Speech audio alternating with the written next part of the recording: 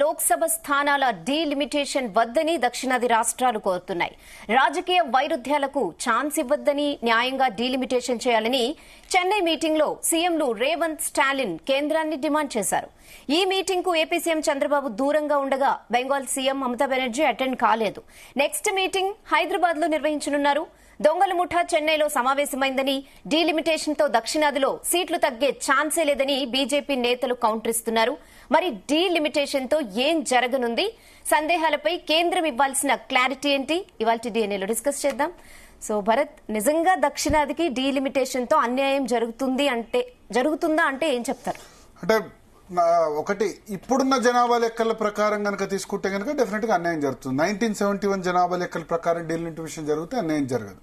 స్థానాల పెంపు జరుగుతాయి. సేమ్ ఇన్నే పార్లమెంట్ స్థానాలు ఉంటే ఇబ్బంది ఉండదు. సో ఇదే విషయం మీద మనతో మాట్లాడేందుకు Dharmapuri Arvind, Nizamabad MP, second time MP, BJP fire brand MP మనతో పాటు ప్రస్తుతం లైవ్ లో సిద్ధంగా ఉన్నారు ఢిల్లీ నుంచి. ధర్మపురి అరవింద్ గారు, జీ తెలుగు న్యూస్ కోసం సమయం కేటాయించిన ధన్యవాదాలు. నమస్కారం అండి. నమస్కారం. సో ఇవాళ స్టాలిన్ నేతృత్వంలో మీటింగ్ జరిగింది. Majority of political parties attend అయ్యాయి. వాళ్ళు 29 పార్టీలు పిలిస్తే 24 పార్టీలు అటెండ్ అయ్యాయి. Not only south India, Punjab నుంచి Aam Aadmi party chief minister భగవత్ సింగ్ మాన్, ఒడిశా నుంచి బీజూ జనతా దళ్, ఇటువంటి పార్టీలు కూడా అటెండ్ అయ్యి వాళ్ళ వాదన వినిపించారు. నెక్స్ట్ కాన్ఫరెన్స్ రేవంత్ రెడ్డి హైదరాబాద్ లో నిర్వహిస్తామని చెప్పారు. అండ్ రాష్ట్రపతి కూడా ఈ విషయంలో ఒక రిప్రజెంటేషన్ ఇవ్వబోతున్నామని వాళ్ళు అంటున్నారు. ఇప్పుడు జనాభా ప్రాతిపదికన డీలిమిటేషన్ పైన వీళ్ళ గొడవ, అది రాజ్యాంగంలో ఉంది. ఆ రాజ్యాంగ సవరణ ఇందిరాగాంధీ టైంలో చేసింది. అప్పుడు ఆలోచించుకుంటూ చేస్తున్నారా కాంగ్రెస్ వాళ్ళు? సరే, ఇప్పుడు రాజ్యాంగంలో ఉంది. ఒకటి, జనాభా ప్రాతిపదికన చేయకపోతే ఏ ప్రాతిపదికన చేయాలి?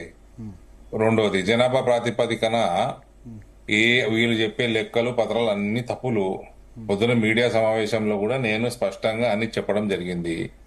మీకు ఉత్తరప్రదేశ్, బీహారే కాదు, మీకు దక్షిణాది రాష్ట్రాలు కర్ణాటక గాని, తెలంగాణ గాని, ఆంధ్రప్రదేశ్ గాని, ఆ తర్వాత మహారాష్ట్ర, ఒరిస్సా, త్రిపుర, ఇవన్నీ కూడా 2 times నుంచి 2.5 times వరకు పెరిగినాయి. ఒక బీహారు, ఉత్తరప్రదేశ్ 2.5 times కంటే కొద్దిగా ఎక్కువ పెరిగింది. అన్ని కూడా 2 times to 2.7 times మధ్యలోనే పెరిగినాయి. అన్ని కూడా మనమేం తక్కువ పెరగలేదు. సో ఇక్కడ అన్యాయం జరిగే అవకాశమే లేదు. కేవలం తమిళనాడు జనాభా సంఖ్య 2 times కంటే తక్కువ పెరిగింది. సో తమిళనాడులో జనాభా తక్కువ పెరిగితే దాన్ని దక్షిణ భారతానికి పూస్తాము, మొత్తం భారతదేశానికి పూస్తామంటే ఇది సబబు కాదు. అంటే మీరు అనేది తెలంగాణలో కూడా 2.5 times కంటే ఎక్కువ పెరిగింది. ఇప్పుడు అంటే ఉమ్మడి ఆంధ్రప్రదేశ్ లో 4,35,00,000 ఉన్నారండి 1971 లో. ఇవాళ 9,80,00,000 దాకా ఉన్నారండి ప్రొజెక్టెడ్. ఓకే, ఉమ్మడి ఆంధ్రప్రదేశ్ లో. సో అటు బీహార్, యూపీలో కొంచెం ఎక్కువ పెరిగింది, కొంత పర్సెంటేజ్. అక్కడ ముస్లింల సంఖ్య పెరిగిందండి ఎక్కువ. ఇప్పుడు మీరు 41 కోట్లు ఉన్న జనాభా ఇవాళ 140 కోట్లకు అయింది. అంటే 3.5 times పెరిగింది ఇన్ని సంవత్సరాలలో. కానీ ముస్లింలు 3 కోట్ల నుంచి 22 కోట్లకు పెరిగినరు. వాళ్ళు 700% పెరిగినరు. ఇక్కడ ఉత్తరప్రదేశ్ లో ముస్లిం రేషియో ఎక్కువ ఉంటది, బీహార్ లో ముస్లిం రేషియో ఎక్కువ ఉంటది మన రాష్ట్రాల కంటే. మీ సమస్య అది. మీరు సివిల్ కోడ్ పెడితే తీసుకొస్తే మీ డిఎంకే వాడు, కాంగ్రెస్ వాడు వచ్చి సపోర్ట్ చేస్తారా? దీనికి తోడు మళ్ళా బంగ్లాదేశ్ ఆధార్ కార్డులు, దొంగ ఆధార్ కార్డులు, దొంగ పాస్పోర్ట్లు ఇస్తున్నారు. ఈ దొంగ పార్టీలని, ఇలా కలిసిన దొంగ పార్టీలను ఉన్నాయో వీళ్ళందరికి వాళ్ళందరినీ ఎన్ఆర్సీ ఇంప్లిమెంట్ చేద్దామా? మరి ముస్లింలు 700% ఎట్లా పెరుగుతారండి? హిందువులు 300% పెరుగుతారు, 700% పెరుగుతున్నారు. ఉత్తరప్రదేశ్, బీహార్ లో కొద్దిగా పెరిగింది. ఈ 2.5 times కంటే కొంచెం ఎక్కువ పెరిగింది. 0.2, 0.1, 0.3% పెరిగింది వాళ్ళ సంఖ్య. సో దాదాపు సమానంగా మాకేమో హమ్దో హమారేదో, వాళ్ళకేమో హమ్ 5 హమారే 25. నేను ఒకటి అడుగుతాను. ఇప్పుడు తమిళనాడు, కేరళ కూడా చాలా జనాభా తగ్గిందంటారు. కేరళ ఆల్సో రెండు పెరగలేదు. ఇవి 2 times కంటే తక్కువ పెరిగినాయి. వాళ్ళు 2 ఎక్కువ మంది అనుకోండి. పుట్టిగా ముస్లింలను ఎక్కువ మంది కనడానికి వీళ్ళే కదా కారణం, ఇటువంటి పార్టీలే కదా కారణం. బట్ ఉత్తరప్రదేశ్ బీహార్ సంబంధించి అబ్నార్మల్ గా పెరిగిపోతుంది రిప్రజెంటేషన్ అంటున్నారు. ఏం అబ్నార్మల్ ఉందండి? అది కూడా 2.6 2.7 టైమ్స్ పెరిగింది. అబ్నార్మల్ ఏముందండి? ఇప్పుడు ఒకటి చేయొచ్చు కదా. ఇప్పుడు నార్మల్ గా పెరిగింది కేవలం ముస్లిం పాపులేషన్. అరవింద్ గారు ఒకటి వాజ్పేయి టైంలో భరత్ గారు మీరు ఒకటి కాదు, నేనే చెప్తున్నా ఒకటి, ఇదే హైలైట్ చేయాలి మీరు. అబ్నార్మల్ గా పెరిగింది కేవలం ముస్లిం పాపులేషన్. సరే, ఇప్పుడు ముస్లిం పాపులేషన్ తెలంగాణలో ఉంది, అన్ని రాష్ట్రాల్లో ఉంది, కేరళలో కూడా ఉంది కదా. మరి అట్లయితే యూపీలో బీహార్ లో, కేరళలో ఉంది 26%. అవునండి, అక్కడ కేరళలో ఉంది, తమిళనాడులో లేదు కదా. యూపీ బీహార్ లో ఎక్కువ పెరిగిందనే కదా వీళ్ళు ఏడుపు, డిఎంకే ఏడుపు. ఆడ కూడా 20% పైన ఉంటది ముస్లిం పాపులేషన్, అక్కడనే ఎక్కువ ఉంది, మనకంటే చాలా ఎక్కువ ఉంది అక్కడ. కేరళ కారణం యూపీ బీహార్ లో పెరగడానికి కారణం అది జనాభా, వీళ్ళ సంఖ్య ఎక్కువ పెరుగుతుంది. Okay okay. అయితే ఇక్కడ ఒకటి నేను అడిగేది ఏంటంటే ఇప్పుడు మేము 300% పెరిగితే ముస్లింలు 700% ఎట్లా పెరుగుతారండి? ఓవరాల్ గా ఇప్పుడు బీహార్ లో యూపీలో కూడా ఓన్లీ ముస్లింల పాపులేషన్ మాత్రమే పెరిగిందా? అరే సార్, మనము 2.5 టైమ్స్ చాలా రాష్ట్రాలు పెరిగినాయి. బీహారు యూపీ 2.7 టైమ్స్ పెరుగుంటాయి. ఆ 0.2-0.3% వ్యత్యాసం ఎందుకంటే ముస్లింలు 7 టైమ్స్ పెరిగినండి. Okay okay okay. సో అందుకని ఓవరాల్ గా బీహార్ యూపీ జనాభా పెరిగిందంటారు. అంతే కదా మరి. దేశం మొత్తంలో ముస్లింలు 7 టైమ్స్ పెరిగారు, ఆ ప్రాంతంలో ఎక్కువ మంది ఉన్నారు. ఓకే. మళ్ళీ దానికి తోడు మళ్ళీ బంగ్లాదేశ్ వాడు జొరబడతాడు, మయన్మార్ వాడు జొరబడతాడు, ఈ మమతా బెనర్జీ దొంగ, ఈ డిఎంకే వాడు దొంగ, ఈ కాంగ్రెస్ వాళ్ళు దొంగలు, వీళ్ళందరూ కలిసి ఆయనకి దొంగ ఆధార్ కార్డులు, దొంగ పాస్పోర్ట్లు ఇచ్చి మళ్ళీ వాడేమన్నా వచ్చి శాంతంగా ఉంటాడా? వాడు వచ్చి కమ్యూనల్ రైట్స్ చేసి, దొంగతనాలు చేసి, ఇటువంటి కార్యక్రమాలు చేసి వీళ్ళే. ఓకే. సో ఒకటి నేను అడుగుతాను, 2001లో కూడా ఇష్యూ వచ్చింది, డీలిమిటేషన్ ఇష్యూ. వాజ్పేయి అప్పుడు ప్రధానమంత్రిగా ఉన్నారు. ఆయన ఏం చేశారు? డీలిమిటేషన్ సేమ్ 543 పార్లమెంట్ కాన్స్టిట్యున్సీస్ ఉంచి 1971 జనాభా లెక్కల ప్రకారమే ఆయన డీలిమిటేషన్ ఇంప్లిమెంట్ చేశారు. సో ఇప్పుడు మోడీ ప్రభుత్వం కూడా అదే చేయొచ్చు కదా. 1970 సార్ ఏం చేస్తారో మోడీ ప్రభుత్వం నిర్ణయం చేసినప్పుడు తెలుస్తుంది, కానీ ఇక అదే 1970 పట్టుకొని ఇలాడతారు ఇంకా 100 ఏళ్ళు కూడా. మరి మన తెలంగాణ కూడా తగ్గుద్ది కదా అట్లా అయితే. ఎందుకు తగ్గుతుంది అండి? అదే రేషియో ఏమి తగ్గదు, రేషియో ఏం పెద్ద తేడా లేదు. ఇప్పుడు ఎవరి సీట్లు కూడా తగ్గవు. 17 పార్లమెంట్ సీట్లు ఉంటే ఆ పార్లమెంట్ సీట్లు 885 వచ్చినప్పుడు 2/3 అన్ని రాష్ట్రాల్లో 2/3 పెరగాల్సినవి ఉత్తరప్రదేశ్ బీహార్ లో 2/3 బదులు ఇంకొంచెం ఎక్కువ పెరుగుతుంది వాళ్ళది, మనది కొంచెం తగ్గుతుంది కదా. మరి అది ముస్లింల వల్ల పెరుగుతున్నాయండి అక్కడ రేషియో. అంటే మరి తెలంగాణ తక్కువ పెరిగినా మీరు యాక్సెప్ట్ చేస్తారా? మన జనాభా ప్రాతిపదికన చేయాల రాజ్యాంగంలో ఉంది, నేను రాయలేదు రాజ్యాంగం. కానీ ఆ జనాభా 1971 ప్రకారమే వాజ్పేయి చేసింది. అరే 30 ఏళ్ళు అయిందండి, ఇప్పుడు 55 ఏళ్ళు అయిపోతుంది. అదే నేను 97 ఇంప్లిమెంట్ వరకు 60 ఏళ్ళు అవుతుంది. ఇక end of the day delimitation committee అంతా ఏర్పాటై ఎట్లా చేస్తారో అన్నది అది మనం అందరం వెయిట్ చేసి చూద్దాం. కానీ జనాభా ప్రభుత్వం దగ్గర జనాభా ప్రాతిపదికన చేస్తే తమిళనాడుకి ఇబ్బంది, దక్షిణ భారతదేశానికి ఇబ్బంది ఏం లేదు. తెలంగాణకు ఆంధ్రప్రదేశ్ కి ఇబ్బంది ఏముండదా? ఏముంటదండి, ఈ రెండు కూడా ఆల్మోస్ట్ 2.4 2.5 2.3 టైమ్స్ పెరిగినాయి కదా అన్ని. ఓకే. కానీ నేను చూశాను, అంటే సరే తెలంగాణ అంటే ఆంధ్రప్రదేశ్ నుంచి మైగ్రేషన్ వల్ల కొంచెం బెటర్ కంపేర్, అది మీ లాజిక్ కొంచెం బెటర్. ఆంధ్రప్రదేశ్ నుంచి మైగ్రేషన్ వల్ల కొంచెం బెటర్, బట్ ఆంధ్రప్రదేశ్ లో కూడా తగ్గింది. తమిళనాడు తర్వాత కేరళ, ఆంధ్రప్రదేశ్ లో పాపులేషన్ రేట్ ఎక్కువ లేదు సార్. 4.35 కోట్లు, ఇలా 9.8 కోట్లు. ఉమ్మడి ఆంధ్రప్రదేశ్. మీ దగ్గర ఉన్న ప్రొజెక్షన్స్ కరెక్ట్ అని ఎట్లా తెలుసండి మీకు? రేవంత్ రెడ్డి చేసిన సెన్సస్ లో మీరు 3.55 కోట్లు అన్నారు. 4.4 కోట్ల కంటే తక్కువ ఉండదు తెలంగాణ జనాభా. 90 లక్షల మంది తక్కువ చూపించారు మీరు. Okay okay. సో దొంగ ప్రొజెక్షన్ల మీద ఈ దొంగ లెక్కలన్నీ ఇప్పుడు కేవలం తమిళనాడు ఒకటే పెరగలేదు. ఓకే. తమిళనాడు పెరగలేదు, దక్షిణ భారతం రుద్దుతాము, మొత్తం భారతదేశానికి రుద్దుతాం అంటే అట్లా ఆయనకు ఎలక్షన్లు వస్తున్నాయి. చేసింది దొంగ పరిపాలన, చేసిన అన్ని స్కాములు, దగులుబాజీ పాలన, అది దాచిపెట్టుకోవడానికి ఇవన్నీ దొంగ లెక్కలు తీసుకొస్తున్నారు బయటికి. తమిళనాడులో ఎలక్షన్ వస్తున్నది.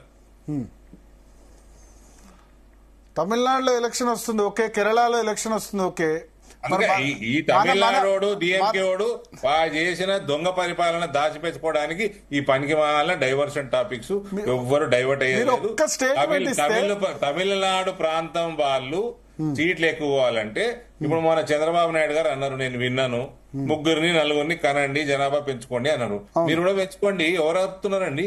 ఇప్పుడు పెరగదు కాదు కదా, ఇప్పుడు స్టార్ట్ చేస్తే ఇంక 20-30 ఏళ్ళు పడుతుంది కదా అరవింద్ గారు.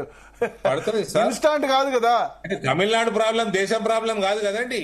మనకు కూడా ఆంధ్రప్రదేశ్ కూడా ప్రాబ్లమే. ఏం ప్రాబ్లం లేదండి. తెలంగాణకు పెద్దగా లేదు కానీ ఆంధ్రప్రదేశ్ కూడా ప్రాబ్లమే. ఏమి అంత ప్రాబ్లం ఏమి ఉండదండి. అంటే ఇప్పుడు యూపీ అట్లా అంటే పొలిటికల్ వాయిస్ అంటే మరి రాజ్యాంగ సవరణ చేయాలంటే మీకు మెజారిటీ లోక్సభలోనే కాదు, సగం రాష్ట్రాలకు పైన కూడా మెజారిటీ ఉండాలా. అవును, సగం రాష్ట్రాలకు వచ్చినప్పుడు ఉత్తరప్రదేశ్ కి ఒకటే ఓటు ఉంటది, సిక్కిం కి త్రిపురకు ఒకటే ఓటు ఉంటుంది, తమిళనాడుకు ఒకటే ఉంటుంది. ఉత్తరప్రదేశ్ వాడు మొత్తుకుంటలేడు కదా. ఇప్పుడు వాజ్పేయి ప్రభుత్వం కదా, మరి మాకు 80 సీట్లు ఉన్నాయి, నాకు ఒకటే ఓటు ఎట్లా, త్రిపురకు 2 సీట్లు ఉన్నాయి లోక్సభ, వాళ్ళకు ఒక ఓటు ఎట్లా అంటలేడు కదా. ఒక్క నిమిషం సార్, ఇప్పుడు వాజ్పేయి ప్రభుత్వ హయాంలో సేమ్ ఇదే సమస్య వచ్చినప్పుడు మీరు పట్టిన కుందేలకి 3 నేను అనేది చెప్పిన జవాబు చెప్పండి. అప్పుడు 2001 జనాభా లెక్కలు ఉన్నా సరే, చెప్పండి 2001 జనాభా లెక్కలు సవరణ చేసుకోవాలా పొలిటికల్ వాయిస్ అంటే. మీరేమో లోక్సభ సీట్లు మాట్లాడుతున్నారు, నేను రాష్ట్రానికి ఒకటే ఓటు అంటున్నా, ఉత్తరప్రదేశ్ ఒకటే ఓటు అంటే ఉత్తరప్రదేశ్ ఏడుస్తలేడు కదా. రాజ్యాంగ త్రిపుర ఒకటేనా అంటలేడు కదా ఉత్తరప్రదేశ్. నేను రాజ్యాంగ సవరణ అంటే పార్లమెంట్ లో జరిగినప్పుడు ఆబ్వియస్లీ ఆ రిప్రజెంటేషన్ లో ఉత్తరప్రదేశ్ కి ఎక్కువ ఉంది. దాన్ని బ్యాలెన్స్ చేసుకోవడానికి అది ఒకటి సరిపోదు కదా, మళ్ళీ మీకు సగం స్టేట్లు రావాలి కదా. అది కొన్ని సందర్భాల్లోనే రాష్ట్రాలు మేజర్ అయినప్పుడు ఆ సందర్భాలు వస్తాయి కదా. పెద్ద రాజ్యాంగ సవరణ విషయం అట్లాంటప్పుడు మరి ఉత్తరప్రదేశ్ వాడు ఏడుస్తలేడు కదా. ఇప్పుడు మహిళా రిజర్వేషన్ బిల్లు, ఇటువంటి రాజ్యాంగ సవరణలో సగం రాష్ట్రాల అసెంబ్లీలు కూడా ఆమోదించాలి. అదే ఇప్పుడు అట్లాంటివి మరి ఉత్తరప్రదేశ్ వాడు మొత్తుకుంటలేడు, బీహార్ వాడు మొత్తుకుంటలేడు, మహారాష్ట్ర వాడు మొత్తుకుంటలేడు. మరి ఓకే ఓకే అంటే మీకు ఇప్పుడు ఇప్పటి అన్ని ప్రాబ్లమ్స్ సార్. వీళ్ళకి ఏంటంటే ఇలా దొంగతనము, ఇలా దొంగ వ్యవహారము, ఈ లాస్ట్ 5 ఏళ్ళు పాలించిన దొంగ వ్యవహారాలు అన్ని బయట రావద్దని ఇవన్నీ పనికి మాలినాయి. మళ్ళా డెవల్యూషన్ మీద ఇష్యూస్ చేస్తారు. డెవల్యూషన్ మీద హైదరాబాద్ రెవెన్యూ ఎక్కువ, నిజామాబాద్ జనాలను పట్టించుకోరా, పాలమూరు జనాలని పట్టించుకుంటారు కదా. ఇప్పుడు రేవంత్ రెడ్డి ఏమంటారంటే 100 రూపాయలు మేము కేంద్రానికి ఇస్తే మాకు 42 రూపాయలు. రేవంత్ రెడ్డికే తెలివి ఉన్నది, వేరే కూడా తెలియలేదు అనుకుంటున్నాడు. ఆయన హైదరాబాద్ కి వెళ్ళి రెవెన్యూ ఎక్కువ వస్తున్నది, ఆయన పాలమూరు, ఆయన మాక్సిమం కొడంగల్కి ఇచ్చుకున్నాడు. మరి మా రాకేష్ రెడ్డి అదే కదా మొత్తుకునేది, ఆరుమూరుకి వెళ్ళి. నీ కొడంగల్కి ఏంది ఒకటి న్యాయం ఏంది, ఆరుమూరుకో న్యాయం ఏందని, మరి దాన్ని ఏం చెప్తారు రేవంత్ రెడ్డి?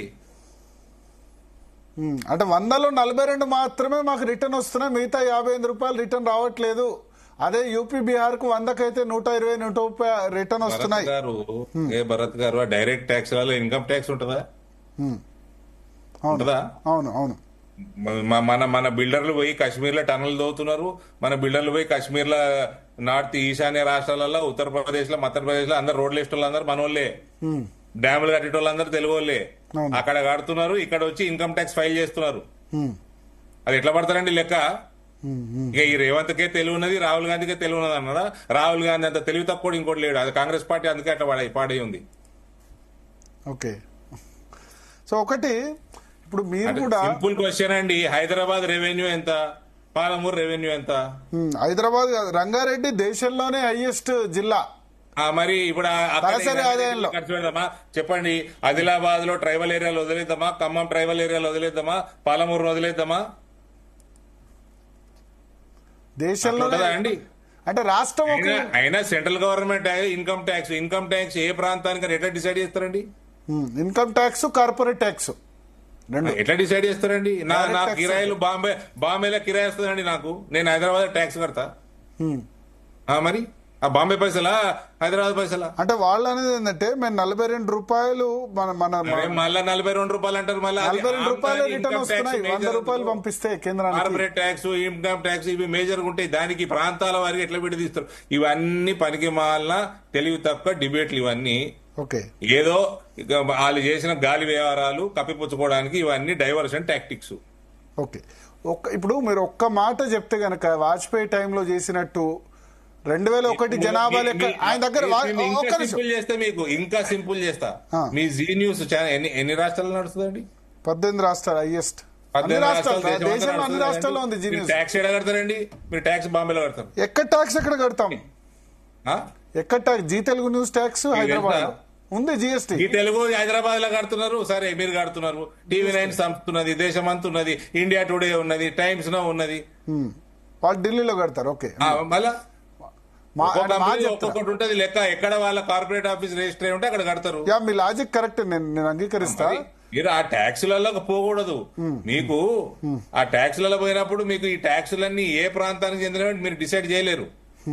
ఇలాకే ఉంది తెలివి. వాళ్ళు చదువుకున్న వాళ్ళు, బ్యూరోక్రాట్లు, ఎకనామిక్స్ మీద మేధావులందరూ తెలివి తక్కువ వాళ్ళు. వీళ్ళకే ఉన్న తెలివి రేవంత్ రెడ్డికి. కానీ ఇప్పుడు కొంతమంది ఇప్పుడు లాస్ట్ కొద్ది రోజులుగా జరుగుతున్న ప్రచారం వల్ల బీజేపీని అభిమానించే వాళ్ళు కూడా అరే సౌత్ ఇండియాకి ఏదో అన్యాయం జరుగుతున్న ఫీలింగ్ వచ్చింది. ఒక్క మాట దొంగ లెక్కలు నేను చెప్తున్నా కదండి, దొంగ లెక్కలు. బీజేపీ వాళ్ళు గట్టిగా మాట్లాడాలి. ఇవన్నీ దొంగ లెక్కలే. అందులో మళ్ళీ దేని మీద పేచి? ఇది ప్రొజెక్షన్స్ మీద పేచి. ప్రొజెక్షన్స్ మీద పేచి. అంత ప్రొజెక్షన్ తెలంగాణది 3.5 కోట్లు జనాభా అంటున్నాడు. 4,40,40,00,000 జనాభా ఇప్పుడు చేస్తే మరి క్యాస్ట్ సెన్సెస్ దిక్కుమాల సెన్సెస్. క్యాస్ట్ సెన్సెస్ లో మనం 3.7 కోట్లే వచ్చింది. క్యాస్ట్ సెన్సెస్ మొన్న రేవంత్ రెడ్డి గవర్నమెంట్ చేసిన దానిలో 3.55 crores వచ్చింది సార్. 3.55 వచ్చింది. 3% వాళ్ళు ఎవరికి ఇవ్వలేదన్నారు. టోటల్ 3.7. మళ్ళీ మీకు ఎక్స్ప్లెయిన్ చేస్తా. 3.55 వాళ్ళకి వచ్చింది. 3.35 ఎలక్టోరల్ రోల్ ఉంది తెలంగాణలో. 18 సంవత్సరాల పైన ఉన్న వాళ్ళు 3.35 crores ఉన్నది. అలా ఓటర్ రిజిస్టర్ చేసుకున్న వాళ్ళు కూడా ఉంటారు. మళ్ళీ అలా యాడ్ చేస్తే 3.4 అవుతుంది అది. ఓకే, అంటే 18 సంవత్సరాల లోపల ఉన్న వాళ్ళు 20 లక్షల మంది ఉన్నారా సార్? అంటే అదే ఇవి అయిపోయిందా? తెలంగాణ పోర్టల్ ఓపెన్ చేసిన 6 సంవత్సరాల లోపల ఉన్న పిల్లలే 39 లక్షల మంది ఉన్నారు. 40 లక్షల మంది ఉన్నారు పిల్లలు. 6 నుంచి 18 సంవత్సరాల లోపల ఎందరు ఉంటారండి? 40 × 2 వేసుకోండి, 80, అంటే కనీసం 70 వేసుకోండి. 1,10,00,000 ఉండాలా. మీరు 20 లక్షలే అంటున్నారు మైనర్లు. ఇదో సెన్ససా? మళ్ళీ ఈ ప్రొజెక్షన్ల మీద, దొంగ లెక్కల మీద, ఇవన్నీ దొంగ వ్యవహారాలు అన్ని. ఇవన్నీ ఏంది? తమిళనాడు కోసం వాడిది ఒక్క తమిళనాడు జనాభానే 2 times కంటే తక్కువ పెరిగింది. వేరే రాష్ట్రాలన్నీ కూడా ఆన్ యావరేజ్ 2.5 times పెరిగినాయి. కానీ ముస్లిం జనాభా 7 times పెరిగింది. మరి దాని మీద ఏం మాట్లాడతలేరు? ముస్లిం జనాభా పెరిగితే మరి పాత బస్తీలో కాన్స్టిట్యున్సీస్ పెరగాలి కదా. మన ఇక్కడ హైదరాబాద్ లో నిజానికి పాత బస్తీలో తక్కువ ఉన్నాయి కదా. ముస్లింల సంఖ్య ఉత్తరప్రదేశ్, బీహార్ లో చాలా ఎక్కువ. మీకు ఆంధ్ర, తెలంగాణ, మహారాష్ట్ర, తమిళనాడు ఇవన్నీ కలుపుకుంటే కంపేర్ చేస్తే ముస్లింలు యూపీ, బీహార్ లో ఎక్కువ. నేను అదే అంటున్నా. ముస్లింల సంఖ్య మెయిన్ కారణం ఆ 2 రాష్ట్రాలలో జనాభా దానికి కారణం మీ ఓటు బ్యాంక్ రాజకీయాలు. మీకే నష్టం కదా ముస్లిం జనాభా ఉన్న చోట. అందుకనే మేము సివిల్ కోడ్ పెడతాము. మేము పెడితే మీరు సపోర్ట్ చేస్తారా అని అడుగుతున్నాము. కామన్ సివిల్ కోడ్, ఎన్ఆర్సీ పెడతాము, మీరు సపోర్ట్ చేస్తామా అని అడుగుతున్నాము. ఇదంతా మీరు చేసిన నిర్వాహకమే కదా. కానీ ఇప్పుడు ఇన్ని స్టాలిన్ పెట్టారు, సమావేశాలు పెట్టారు. మీరు ఒక్క మాట చెప్తే ఈ సమావేశాలన్నీ అయిపోతాయి. ఏంటంటే మేము వాజ్పేయి దగ్గర కూడా 2001 ఏం చెప్పాలో మీరు భరత్ చెప్తాడా అండి? మేమేం చేయాలో మేము చేస్తామండి. భారత్ కాదు, తమిళనాడు ముఖ్యమంత్రి, తెలంగాణ ముఖ్యమంత్రి, తమిళనాడు ప్రాబ్లం, పంజాబ్ ముఖ్యమంత్రి, ఇలా రేవంత్ కేరళ ముఖ్యమంత్రి. తెలంగాణలో పెరిగే సీట్ల సంఖ్య తగ్గిస్తున్నాడు ఆయన. తమిళనాడుతో నీకెందుకు దోస్తి? తమిళనాడు ప్రాబ్లం, పాపులేషన్ పెరగలేదు, వాళ్ళు చూసుకుంటారు, వాళ్ళు ఎక్కువ మంది కంటారు. సో మనకు అసలు ఆల్రెడీ హోమ్ మినిస్టర్ ఎక్కడ కూడా సంఖ్య తగ్గదు, అన్ని సంఖ్యలు పెరుగుతాయి.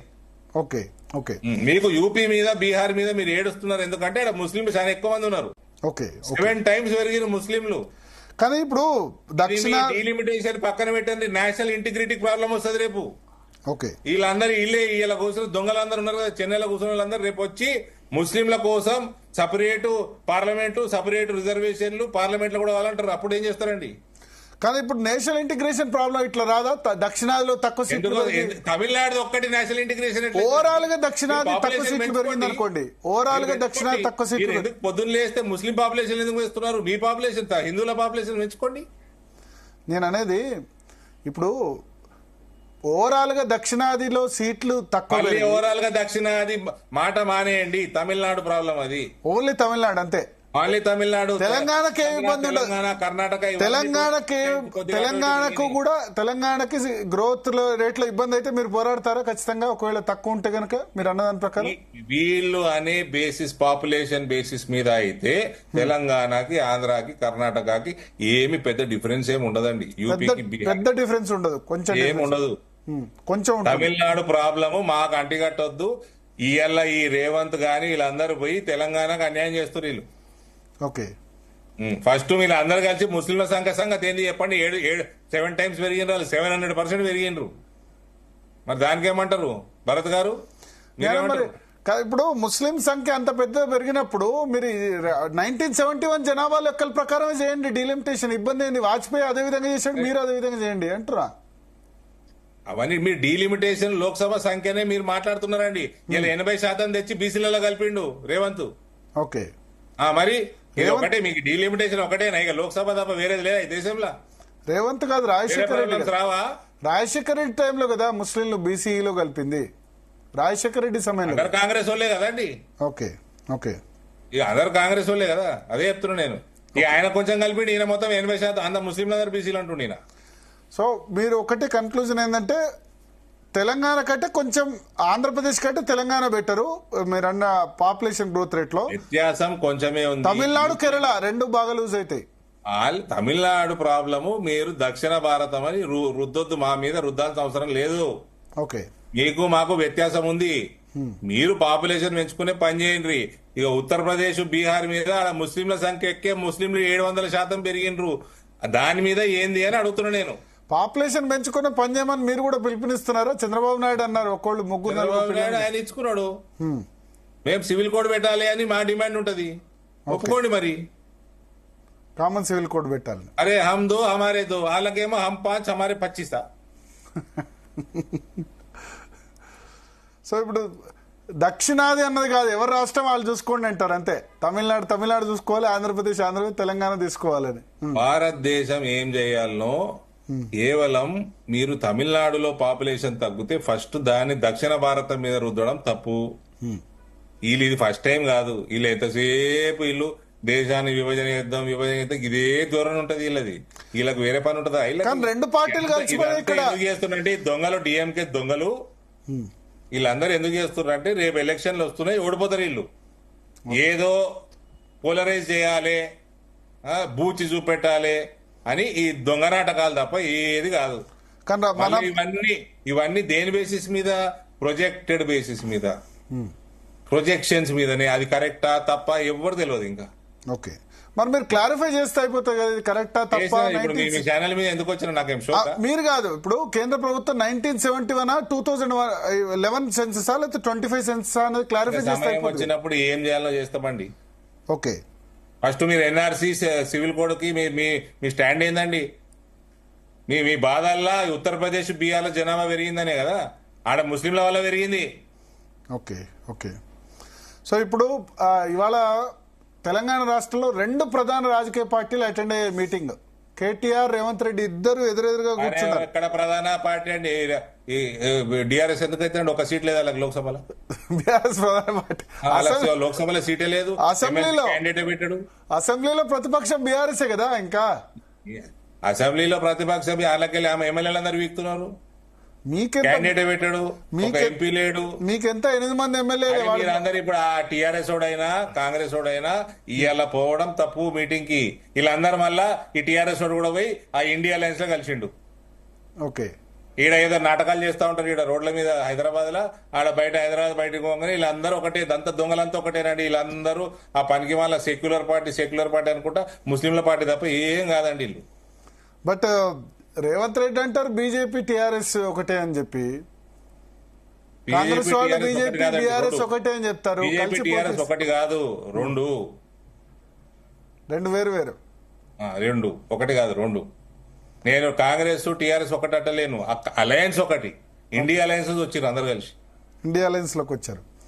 బట్ ఇప్పుడు తెలంగాణ నుంచి రెండు మేజర్ రాజకీయ పార్టీలు మీటింగ్ అటెండ్ అయినప్పుడు ఓవరాల్ గా తెలంగాణ పబ్లిక్ సపోర్ట్ కూడా అటువైపు ఉంది, డీలిమిటేషన్ వ్యతిరేకంగా ఉంది అని అనుకోవచ్చు. ఎందుకంటే అసెంబ్లీలో ఎమ్మెల్యేల బలం మేజర్ పార్టీ 8 మంది లోక్సభ బీజేపీ ఎంఐఎం కూడా అటెండ్ అయింది, మర్చిపోయినాను. అదే లెజిస్లేటివ్ లో 3 అయితే 2 గెలిచినాము, అరవింద్ గారు లో సగం గెలిచినాము. ఏంది మేజర్ అండి, ఎక్కడ మేజర్ అండి? అరవింద్ గారు నేను మర్చిపోయా, 2 పార్టీలు కాదు 3 పార్టీలు, ఎంఐఎం కూడా అటెండ్ అయింది మీటింగ్ కు. అదో పార్టీ, ఆ దేశంలో ఉన్న ఒక సీటు, దానికి ఒక పార్టీ. లేదంటే అసెంబ్లీలో 7 సీట్లు. ఎందుకు అటెండ్ కాదండి? మంచి 700% పెంచుకుంటున్నాడు జనాభా. 119 మంది ఎందుకు అటెండ్ కాడు? ఇదే పని హంపాంచ్ హమారే 25 అనుకుంటూ 119 మంది ఎమ్మెల్యేల్లో 111 మంది ఎమ్మెల్యేలు ఉన్న పార్టీ మాట్లాడరాదు. ఎంపీలు మాట్లాడారు లోక్సభ గురించి కదా ఈ చర్చ. ఎంపీలు చూసినా 9 మంది out of 17. My dear Bharat గారు, లోక్సభ కోసమా ఈ చర్చ అంతా? లోక్సభ సీట్లు, అసెంబ్లీ లోక్సభ సీట్లు మాట్లాడరాదు. లోక్సభ సీట్లు అవుట్ ఆఫ్ 79 మెంబర్స్. అపోజ్ మేము 8 ఉన్నాం, మేము పోలే కదా, పోలే. బట్ మెజారిటీ వాళ్ళదే. టీఆర్ఎస్ ఇంటికి పోయిండు. తెలంగాణకి ఏం తగ్గవండి. రాజ్యసభ లో కూడా పెద్ద తగ్గవు. రాజ్యసభ కూడా చూసుకుంటే ఉత్తరప్రదేశ్, బీహార్ కి ప్రోరేటా బేసిస్ లో ఏమైనా పెరిగితే కేవలం ముస్లింల సంఖ్య వల్ల పెరుగుతుంది. ఓకే ఓకే ఓకే మనకంటే కొద్దిగా ఎక్కువ పెరుగుతుంది, కేవలం ముస్లింల వల్ల పెరుగుతున్నది. ఒకటి ఇప్పుడు ఏ మాత్రం తెలంగాణకు అన్యాయం జరిగినా మీరు కూడా పోరాటం చేస్తారు. మళ్ళీ జరగదంటే జరగదు, అసలు జరగదు. వీళ్ళు పోయినందుకు జరుగుతుంది. ఎట్లా వీళ్ళుపోతే ఎట్లా జరుగుతుంది? వీళ్ళు తమిళనాడు సంకల వచ్చి తెలంగాణ సీట్లు తగ్గిద్దామంటారు వీళ్ళు. ఓకే, తమిళనాడుకు తగ్గితే వాళ్ళ జనాభా తక్కువ పెరిగింది కాబట్టి వాళ్ళు తగ్గుతుంది, మనదేం తక్కువ పెరగాలి. ఓకే, అంటే మనకి ఇన్ఫాక్ట్ ఈ సమావేశం అటెండ్ అవ్వడం వల్ల నష్టం అంటారా తెలంగాణకు? 100% నష్టం కదా. ఎట్లా మళ్ళీ ఎట్లా? మన జనాభా తగ్గలే, మన జనాభా మంచిగానే పెరిగిందండి, తమిళనాడు తక్కువ పెరిగింది. ఓకే, మనం ఎందుకు పోతున్నాం వాళ్ళకి? ఓకే ఓకే అంటే ఉత్తరప్రదేశ్, బీహార్ తో పోలిస్తే అంత పెరగకుండా తుర్కోల వల్ల సార్ అది దానికంటే కొద్ది గొప్ప పెరిగిందంటారు. అది 700% తుర్కోలు పెరిగింది కాబట్టి ఆడు ఉత్తరప్రదేశ్, బీహార్ లో ఎక్కువ ఉంటారు కాబట్టి పెరిగింది. ఓకే ఓకే ఓకే సో దీన్ని సరైన సమయంలో సరైన విధంగా హ్యాండిల్ చేస్తుంది కేంద్రం. డీలిమిటేషన్ అవన్నీ ఏదైనా ఏ సమస్య అయినా బీజేపీ, మోడీ సరిగ్గా హ్యాండిల్ చేస్తారు కాబట్టి 3వ సారి ప్రధానమంత్రి అయ్యిండు. ఇంకా 3-4 సార్లు బీజేపీ ఉంటుంది. ఇప్పుడు మీకున్న అసెస్మెంట్ ప్రకారం సార్, మీకున్న అసెస్మెంట్ ప్రకారం మీరు అమిత్ షా కూడా అత్యంత సన్నిహితులు, హోంమంత్రి శాఖ ఎందుకు అసలు పాపులేషన్ ఎందుకు కండక్ట్ చేయట్లేదు? 2021లోనే చేయాలి, ఎందుకు చేయట్లేదు? ఎందుకు ఆలస్యం అవుతుంది? చేస్తారండి, జనాభా లెక్కలు చేస్తారు. కోవిడ్ వల్ల చేయలేదు, అప్పుడు వాళ్ళు చేస్తామంటున్నారు కదా. కోవిడ్ అయిపోయి చాలా సంవత్సరాలు అయింది. అవునండి, చేస్తారు. ఇప్పుడు ఎన్ఆర్సీలో ఈ జనాభాలో ఇప్పుడు బంగ్లాదేశ్ వాడిది వచ్చిండు, మయన్మార్ వాడిది వచ్చిండు, వీళ్ళని ఏదో తెలుసాలి కదా. ఓకే, ఇప్పుడు ఈ రకంగా ముస్లిం జనాభా పెరిగిపోతా ఉంటే రానున్న కాలంలో ఏమైతుంది, పరిస్థితి ఏంది? ఇటువంటి దొంగ పార్టీలు ఏమంటే రేపు ఓకే సపరేట్ లోక్సభ కావాలంటే ఏం చేస్తారు అప్పుడు మీరు? ఓకే సార్, ఇంకొకటి ఇప్పుడు నెక్స్ట్ 2029 పార్లమెంట్ ఎలక్షన్స్ కానీ లేదా తెలంగాణ అసెంబ్లీ ఎలక్షన్స్ కానీ డీలిమిటేషన్ అయిన తర్వాతే పోతాయా, లేకపోతే ఇదే లెక్కలతో వెళ్లే అవకాశం ఉందా? మీకు ఎటువంటి అవకాశం, పాసిబిలిటీ కనిపిస్తుంది? ఎందుకంటే గతంలో కుల్దీప్ సింగ్ డీలిమిటేషన్ కమిషన్ చాలా టైం తీసుకుంది. మళ్ళీ మహిళా రిజర్వేషన్ బిల్లు కూడా ఉంది కదా, అవును, దాన్ని కూడా ఇంప్లిమెంట్ చేస్తాం 2029లో అని చెప్పారు. ఇటువంటి పార్టీల వల్లనే డిలే అవుతుంది. అది ఇటువంటి సమస్యలు జటిలం చేస్తున్నారు కాబట్టి డిలే అవుతుంది. 29 వరకు ఇంప్లిమెంట్ అవ్వడం కష్టమా మరి ఇట్లా ఇప్పుడున్న సిచ్యువేషన్? వీళ్ళు డిలే చేస్తున్నారు, వీళ్ళ వల్ల వీళ్ళు కాంప్లికేట్ చేస్తున్నారు సిచ్యువేషన్ ని. ఓకే ఓకే సో లేకుంటే కొంచెం ముందే దొంగ లెక్కలు, దొంగ వ్యవహారాలు, చేసిన దొంగతనాలు, తమిళనాడు 5 సంవత్సరాల పాలన చేసిన దొంగతనాన్ని కప్పిపుచ్చుకోవడానికి దొంగ లెక్కలు తీసుకొచ్చి దొంగ సమస్యలు సృష్టిస్తున్నారు. అసలు తెలంగాణకి, ఆంధ్రాకి, కర్ణాటకకి ఇది పెద్ద సమస్య కాదు. ఓకే, ఇది కేవలం తమిళనాడు సమస్య. ఓకే సార్, ఇంకొక ఇంపార్టెంట్ టాపిక్, రాష్ట్రంలో భారతీయ జనతా పార్టీ రథసారథికి సంబంధించి దాదాపు 10 నెలలుగా పెండింగ్ లో ఉంది. చాలా స్పెక్యులేషన్స్ వస్తున్నాయి. ధర్మపురి అరవింద్ కూడా రేసులో ఉన్నారు, ఆయన పేరు కూడా ప్రముఖంగా వినిపిస్తుంది. ఎంత మేరకు అవకాశాలనే ధర్మపురి అరవింద్ ప్రెసిడెంట్ అయ్యేందుకు, రాష్ట్ర అధ్యక్షుడు అయ్యేందుకు? మాకు జాతీయ అధ్యక్షుడు జేపీ నడ్డా గారు అని ఉన్నారు, ఆయన ఫోన్ చేసి అడుగురు. ఎంతవరకు అవకాశాలు లేదా? మీరు రేసులో ఉన్నారా లేరా, ఆశిస్తున్నారా లేదా? దానికి కూడా ఆన్సర్ జేపీ నడ్డా గారే ఇస్తారు. ఓకే, ఆయన ఒకటే చేయగలుగుతారు. నేషనల్ ప్రెసిడెంట్ అపాయింట్మెంట్ కంటే ముందే వద్దా?